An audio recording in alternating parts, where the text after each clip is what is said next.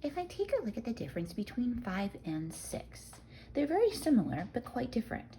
Number 5 says, I want to build a sandwich and I'm going to be allowed to pick a bread, 2 meats, a cheese, and 3 toppings for my sandwich.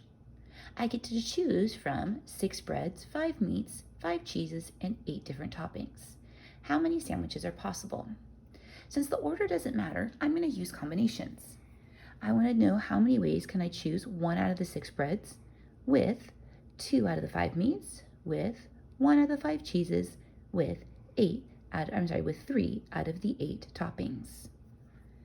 For question number 6, it says at Baskin-Robbins, for a special price of $2.50, you get to choose from a waffle cone, sugar cone, or cup, then 1 of the 31 flavors, and a topping from hot fudge, sprinkles, peanuts, or whipped cream.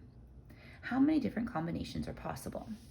Since I'm only choosing 1 out of each of these events, there's 3 possibilities for the type of cone, 31 different possibilities for ice cream, and 4 different possibilities for topping. So we would just take 3 times 31 times 4. So if I'm just picking 1 of each of my events, I'm going to take the total number of events, or total number of outcomes for each event, and multiply those together. I can also combine my my permutations and combinations together. Looking at number 7, 40 students submit essays to a contest. There will be a winner, a runner-up, and 3 honorable mentions. How many possible outcomes will there be for the contest? Well, we want to first choose our winner and our runner-up.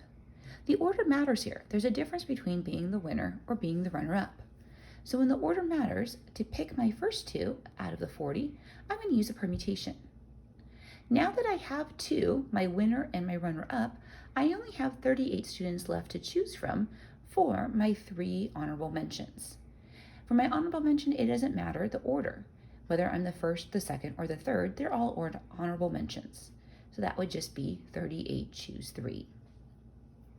For number 8, it says that there are 10 different colors of crayons in a bin at a restaurant. When a child is seated, she gets 4 differently colored crayons. How many choices are there if we do not want the child to get both white and yellow in the same bunch? So let's first take a look at how many different combinations of 4 colors there are. I'm going to take 10 choose 4, and that'll give me all of my different possibilities. I want to subtract out the combinations that have both white and yellow in them.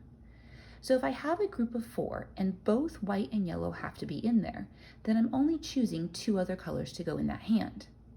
And I'm only choosing from the 8 non-white and yellow crayons. So to get my number of other hands, I'm going to take 8 choose 2, and that'll give me 28. And if I take 210 minus 28, that will give me 182 combinations.